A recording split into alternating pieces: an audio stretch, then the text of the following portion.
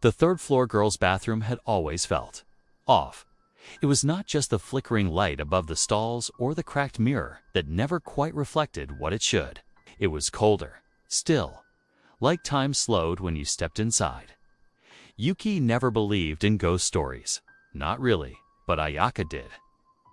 And when she dared Yuki to summon Hanako-san, the infamous school spirit, Yuki laughed. 3 knocks on the third stall, Ayaka said, holding her phone up to record. Then say her name. Yuki hesitated. Behind her, the others giggled nervously. She knocked, once, twice, 3 times. Hanako-san ... Are you there? A beat? Then something tapped back. Once, Yuki froze. Everyone screamed and bolted, Ayaka's phone clattering to the tile. When they replayed the footage later, no sound registered after Yuki's voice, except for something that sounded like a laugh just under the static.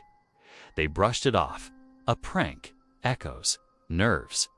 But that night, Yuki woke to a knock from inside her closet. At school the next day, everything looked the same, but felt wrong. The hallways were too quiet. Her classmates' voices sounded distant, and the bathroom.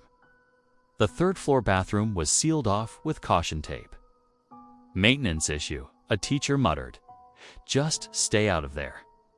Yuki wasn't thinking about ghosts. She was thinking about how the mirrors in the other bathrooms had started glitching. How, when she brushed her teeth that morning, her reflection blinked before she did, and in the dark corners of glass, she saw it. A single, staring eye.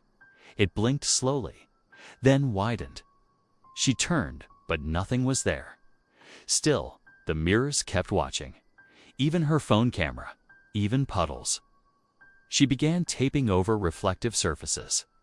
But one thing followed her. The third stall.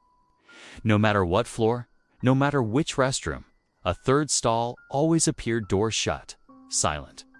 She never dared look under, till she saw shadows moving beneath it. The nightmares came next. Yuki would wake up in places she didn't remember going to. Classrooms empty of desks. Hallways that stretched forever. And in every dream, she passed rows of floating girls' school uniforms soaked, their eyes white, mouths stretched to wide. They smiled at her, they knew her, and they whispered. She called her too. She stay with us. We all knocked. Yuki began to hear whispers in daylight, in the static of intercoms, in the humming of lights. She stopped sleeping. Her friends stopped speaking to her. Even Ayaka wouldn't return her texts. Then, one morning, Ayaka didn't come to school. Yuki went to her house. The door was ajar, and on Ayaka's bathroom mirror was a single smeared word in red. Mine. Yuki ran, but the school swallowed her. She tried to leave. Every door led back inside. Hallways curled into each other. Time stuttered. She stepped into the music room and emerged in the locker hall. Then she found the bathroom again. Third floor, door gone. No caution tape. The third stall waited. This time, she opened it. There was no toilet inside, just a hole black, endless. And something pulled her through. She fell through dripping tunnels of tile and blood, past girls floating in stalls, their limbs twitching, down into a world made of bathroom walls and whispers. The air was warm, wet. Breathing, she saw herself in the mirror across the chamber, but her reflection smiled while she sobbed. You shouldn't have called her, it whispered.